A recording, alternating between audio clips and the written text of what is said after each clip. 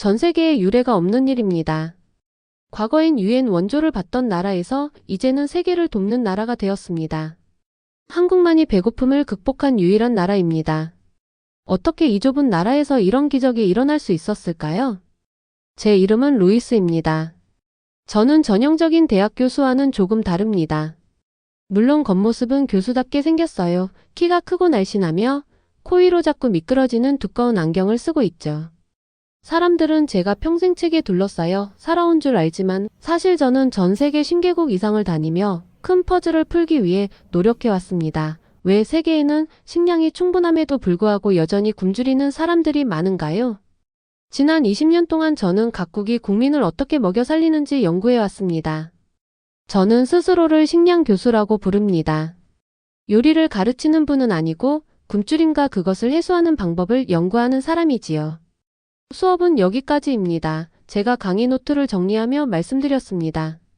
에세이는 다음 주에 제출해 주세요. 작은 제 사무실로 돌아와 책상에 앉아 이메일을 열었더니 한 통의 새로운 메일이 눈에 띄었습니다. 그 메일은 한국 정부에서 온 것으로 한국의 식량 정책을 연구하기 위해 방문해 달라는 초대장이었어요. 한국이라고요? 저는 혼잣말로 중얼거렸습니다. 도대체 제가 그곳에서 뭘 배울 수 있을까요? 한국이 좋은 핸드폰과 자동차를 만든다는 건 모두 알고 계실 거예요. 삼성과 현대는 누구나 들어보셨죠. 그런데 굶주림 해소에 관해서 특별한 것을 가르쳐 줄 것 같지는 않다고 생각했어요. 저는 이미 여러 아프리카 나라들을 연구했고 동남아시아의 여러 마을을 방문하며 남미 농부들과도 일해봤거든요. 하지만 한국은 한 번도 경험해 본 적이 없었습니다. 컴퓨터 화면을 응시하며 초대장을 곱씹었습니다. 재미있을지도 모르겠네요. 제가 스스로에게 말했어요. 적어도 음식은 맛있겠죠. 저는 김치를 참 좋아하거든요. 저는 수락 버튼을 클릭하고 서울행 항공편을 찾아보기 시작했습니다. 이 여행이 제 세계 굶주림에 대한 인식을 완전히 바꿔놓을 줄은 꿈에도 몰랐습니다.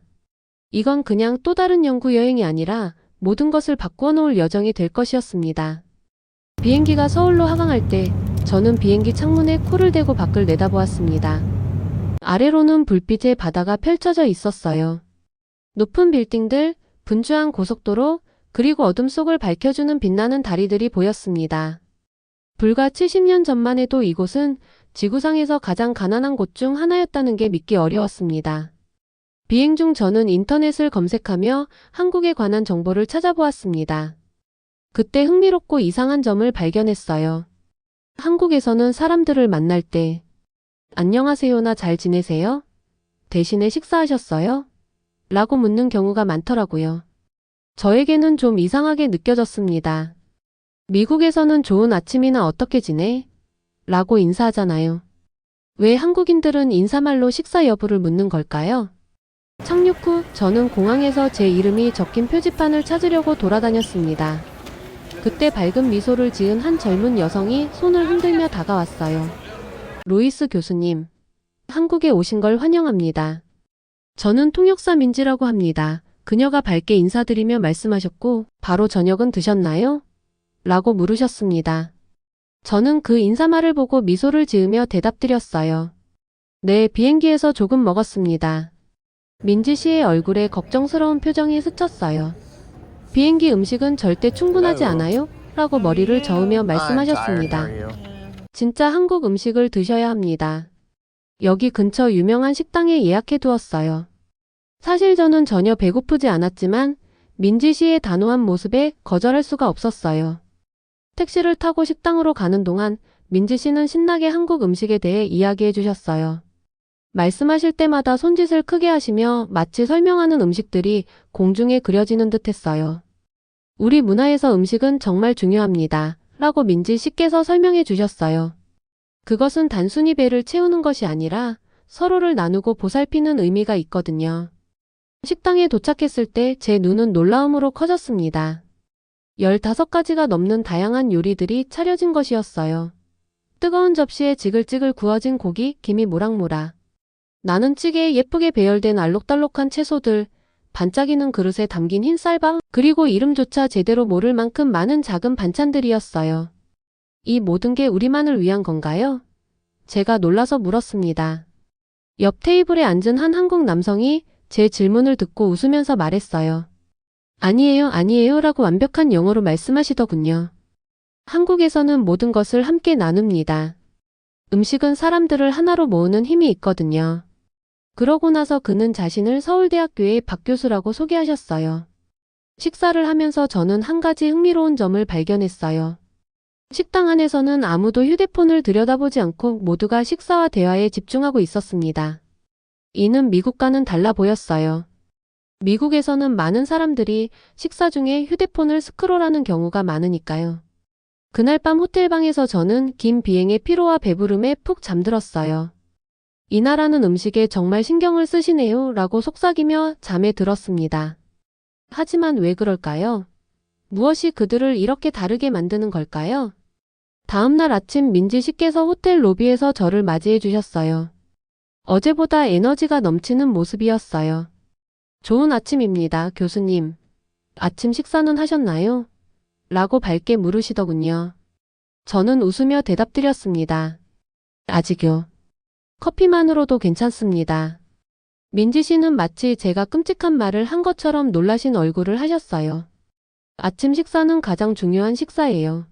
라고 외치시며 한국인은 아침은 황제처럼, 점심은 왕처럼, 저녁은 거지처럼 드세요 라는 말씀이 있답니다.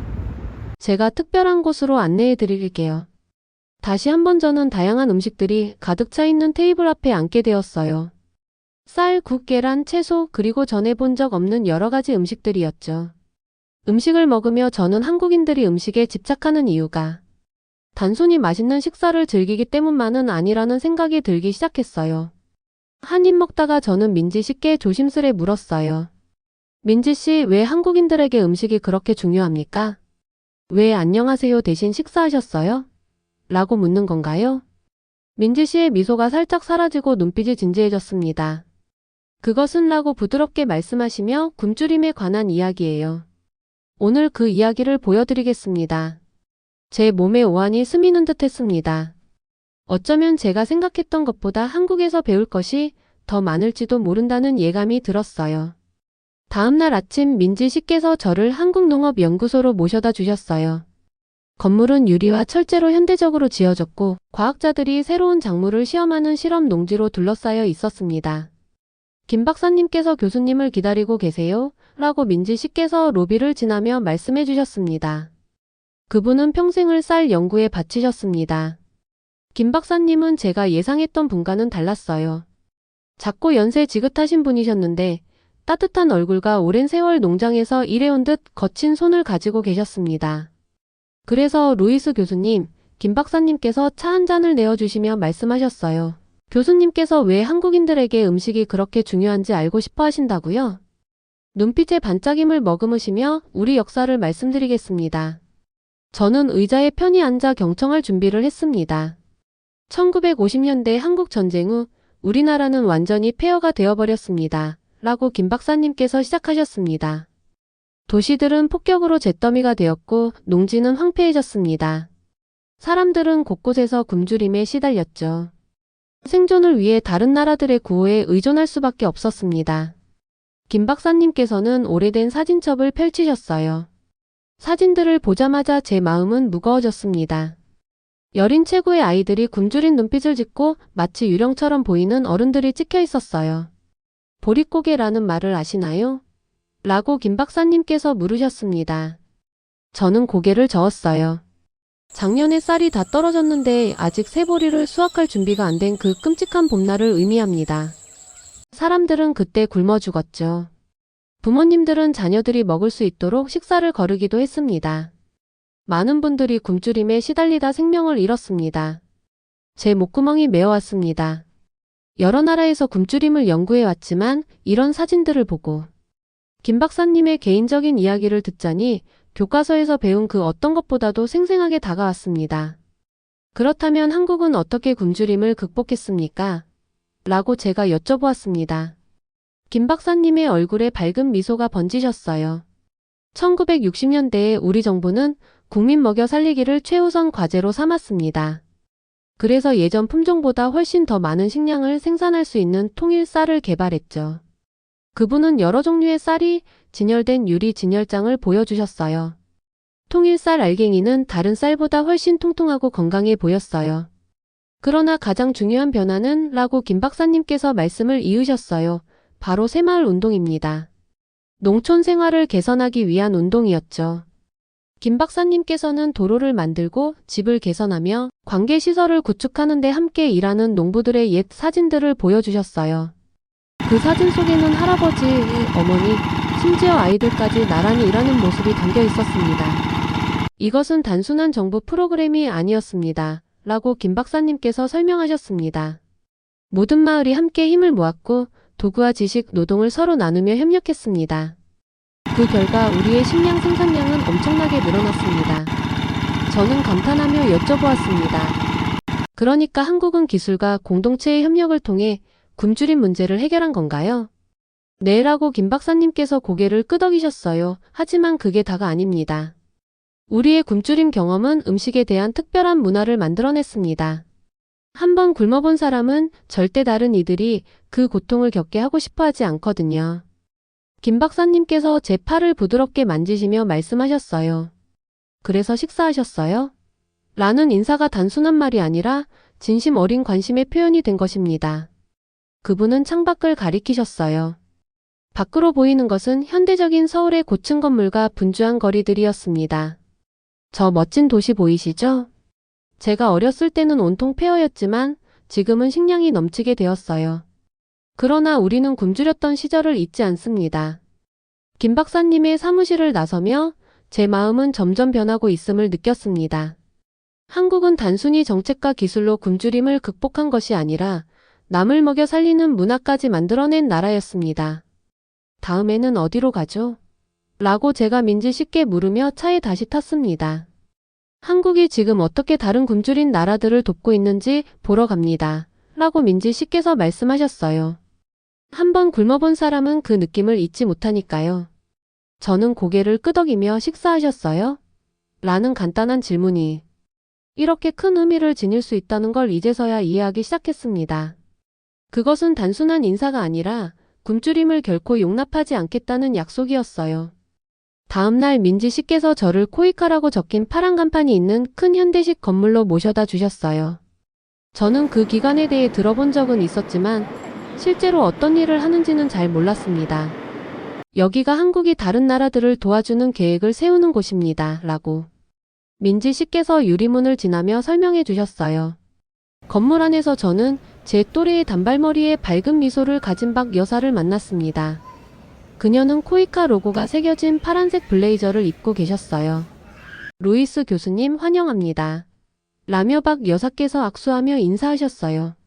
저희가 교수님께서 하실 연구를 보여드릴 수 있게 되어 기쁩니다. 그녀는 큰 스크린이 걸린 방으로 안내해 주셨어요. 그 방은 지도, 사진, 그리고 여러 나라에 관한 전시물들로 가득했습니다. 대부분의 분들이 모르시지만 라고 박 여사께서 버튼을 눌러 프레젠테이션을 시작하시며 말씀하셨어요. 한국은 지금 아프리카, 동남아시아, 그리고 여러 곳의 굶주림 문제 해결을 돕고 있습니다.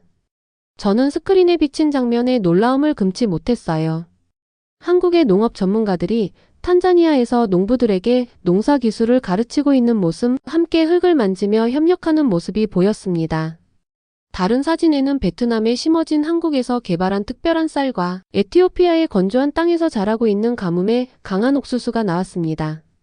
이건 정말 놀랍습니다. 라고 제가 감탄하며 말씀드렸습니다. 하지만 한국의 접근 방식이 다른 원조 국가들과 어떻게 다른 건가요? 박 여사께서 미소를 지으며 답해 주셨어요. 저희는 단순히 돈이나 식량만 보내는 것이 아닙니다. 라고 설명하시더군요. 현지 사람들이 스스로 더 잘 키울 수 있도록 교육합니다. 기술과 지식을 공유하죠. 그리고 저희도 그 고통을 겪어봤기 때문에 이해할 수 있습니다. 그녀는 또 다른 슬라이드를 넘기며 한 나이 드신 한국 남성이 아프리카 옥수수밭 한가운데 서 있는 사진을 보여주셨어요. 주변에는 환하게 웃는 현지 농부들이 둘러싸여 있었습니다. 이분은 이정훈 박사님이십니다. 라고 박 여사께서 말씀하시더군요. 그는 평생 아프리카를 위해 특별한 옥수수 품종을 개발해 오셨습니다. 지금은 80대이지만 여전히 아프리카로 나가 농부들을 돕고 계세요. 현지에서는 그를 아프리카의 아버지라고 부르기도 합니다. 저는 그 사진을 바라보며 아프리카 농부들이 이정훈 박사님을 얼마나 존경하고 애정 어린 눈빛으로 바라보는지 확인할 수 있었습니다. 무엇이 그분을 이렇게 멀리 있는 사람들을 위해 힘쓰게 만드는 걸까요? 제가 여쭤보았습니다. 박 여사께서 목소리를 낮추며 부드럽게 말씀하셨어요.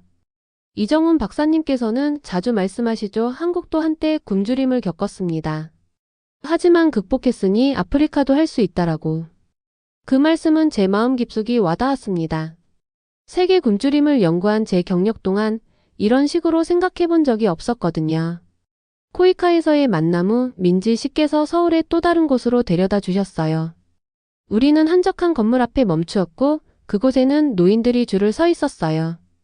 여기는 무료 급식소입니다. 라고 민지 씨께서 설명해 주셨어요. 혼자 사시거나 도움이 필요한 어르신들을 위한 곳이죠.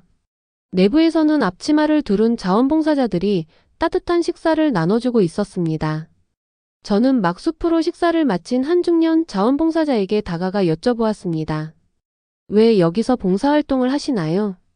그분은 진지한 눈빛으로 저를 바라보며 저희 한국인들은 굶주림을 경험해봤습니다. 라고 주저없이 말씀하셨어요. 그래서 비슷한 상황을 보면 그냥 지나칠 수가 없죠. 한국에서는 음식이 단순한 영양 공급을 넘어 서로를 보살피는 의미를 지닙니다. 나중에 민지 씨께서 저를 호텔로 다시 데려다 주실 때 저는 평소보다 훨씬 조용해졌습니다. 제 머릿속은 그날 본 모든 것들로 가득 차 있었어요. 괜찮으세요, 교수님? 라고 민지 씨께서 물으셨습니다. 생각이 많아서요, 제가 답했습니다. 미국에서는 굶주림 문제를 돈이나 식량을 보내서 해결하려 하지만 한국은 다르게 접근하고 있네요. 여러분의 경험, 지식 그리고 여러분 자신을 나누고 계십니다. 그날 밤 호텔방에서 저는 잠을 이루지 못했습니다. 세계 굶주림 문제를 해결하는 모든 방법에 대해 알고 있다고 생각했던 제 지식이 도전을 받고 있었어요. 한국은 단순히 기술이나 정책을 개발한 것이 아니라 누구도 굶주림을 겪지 않도록 하는 문화를 만들어낸 나라였습니다. 그리고 그 문화가 이제 전 세계에 전달되고 있었습니다. 저는 노트북을 꺼내 이정훈 박사님의 말씀을 적었습니다. 한국도 한때 굶주림을 겪었지만 극복했습니다. 그렇기에 다른 나라도 할 수 있습니다. 식량 교수로서 20년을 보낸 제 인생에서 처음으로 굶주림 해소에 관한 중요한 무언가를 깨달은 기분이 들었습니다. 단순히 식량이 충분한 문제가 아니라 모두가 배부르게 먹을 수 있도록 서로를 보살피는 마음이 가장 중요하다는 것이었어요. 한국에서의 마지막 날, 저는 서울대학교의 대강당 앞에 섰습니다. 강당은 학생들과 교수들로 가득 찼고 저는 마이크를 조정하면서 손에 땀이 났어요. 원래 세계 굶주림에 대해 강의하려고 한국에 왔지만 이제는 제가 배우는 입장이 된 느낌이었어요. 오늘 와주셔서 감사합니다. 제가 말씀을 시작했습니다. 저는 굶주림 문제를 해결하는 모든 것을 알고 있다고 생각하며 한국에 왔습니다. 20년간 이 문제를 연구해 왔지만 한국은 그동안 놓치고 있던 중요한 것을 제게 가르쳐 주었어요. 청중들은 조용히 경청하셨고 저는 그들의 눈에서 호기심을 느낄 수 있었습니다. 대부분의 나라들은 기술, 돈 또는 정책에 집중하여 굶주림을 해결하려고 합니다. 라고 제가 계속 말씀드렸습니다. 물론 그것들도 중요합니다. 그러나 한국은 저에게 가장 중요한 재료는 배려라는 것을 보여주었어요. 아무도 굶주리지 말아야 한다는 깊은 이해 말입니다. 저는 여행 중 찍은 사진들이 담긴 슬라이드를 넘겼습니다. 쌀 샘플을 들고 계신 김 박사님, 아프리카에서 진행된 코이카 프로젝트, 그리고 노인 급식소에서 봉사활동을 하는 분들의 모습들이었습니다. 한국은 인류 역사상 유일하게 굶주림을 완전히 벗어나 이제는 다른 이들이 굶주림을 겪지 않도록 돕고 있는 나라입니다. 라고 저는 목소리에 감정을 담아 말씀드렸습니다. 이것은 단순한 한국의 기적이 아니라 전 세계에 주는 교훈입니다. 강의가 끝난 후 많은 학생들이 질문하며 손을 들었어요. 앞쪽에 앉은 한 젊은 여성이 일어나 물었습니다. 교수님께서는 앞으로 무엇을 하실 건가요? 저는 미소 지으며 대답했습니다. 저는 한국의 식량 기적에 대해 세상에 전할 것입니다. 모든 나라가 여러분의 경험에서 배울 수 있다고 생각합니다. 단순히 기술과 정책뿐만 아니라 그 뒤에 담긴 마음도 말이죠. 그날 저녁 민지 씨께서 마지막 만찬으로 저를 초대해 주셨어요. 이번에는 가족들이 함께 식사하는 소박한 식당이었어요. 어르신들이 손주들과 함께 젊은 시절의 정겨운 분위기 속에서 젓가락을 사용하며 웃고 있었고, 테이블 위에는 모두가 함께 나누는 음식들이 가득했습니다. 여기가 제가 가장 좋아하는 곳입니다. 라고 민지 씨께서 말씀하셨어요. 어릴 적 가족과 함께 식사했던 기억이 떠오르거든요. 저는 주위에 모여있는 가족들을 보며 음식이 사람들을 어떻게 하나로 모으는지 관찰했습니다. 혼자 먹는 사람은 없었고 굶주리는 사람도 없었습니다. 모두가 함께 나누며 식사하고 있었어요. 이제 식사하셨어요? 라는 인사가 단순한 인사말 이상의 의미를 가진다는 걸 이해했습니다. 민지 씨께서 미소 지으며 물으셨어요. 언젠가 다시 한국에 오실 건가요? 물론입니다. 제가 약속드렸어요. 다음 날 아침 제 비행기가 서울을 떠날 때 저는 제 생각이 완전히 바뀌었다는 것을 느꼈습니다. 창밖으로 보이는 나라는 꼼꼼하게 가꾼 농지에 둘러싸인 현대적인 도시였습니다. 한때 유엔 식량 원조를 받던 한국이 이제는 전 세계에 식량과 농업 지식을 전달하고 있더군요. 비행기가 구름 사이로 높이 오를 때 저는 중요한 결심을 했습니다. 돌아가면 제 대학에서 세계 굶주림에 관한 강의를 완전히 새로 쓰려고 합니다. 이제부터 모든 수업의 시작은 한국의 인사말 식사하셨어요? 로 시작할 거예요. 그리고 제 학생들이 그 진짜 의미를 이해하도록 할 것입니다. 눈을 감으며 집에 돌아갈 제 강의실을 상상했습니다. 그리고 누군가 왜 제가 한국에 그렇게 관심을 갖느냐고 물으면 저는 미소를 지으며 말씀드릴 것입니다.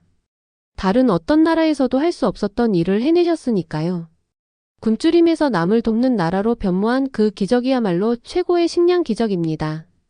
그 교훈은 바로 한때 한 나라를 바꾼 단순한 질문, 식사하셨어요? 에서 비롯된 것이었습니다.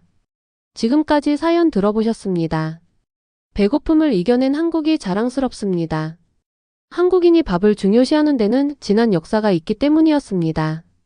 여러분의 의견은 어떠신가요? 댓글로 남겨주시면 감사하겠습니다. 저희 채널에서는 한국의 감동적인 사연을 보내드리고 있습니다. 1초밖에 안 걸리는 좋아요와 구독 눌러주시면 채널 운영에 큰 도움이 됩니다. 지금까지 시청해주셔서 감사합니다.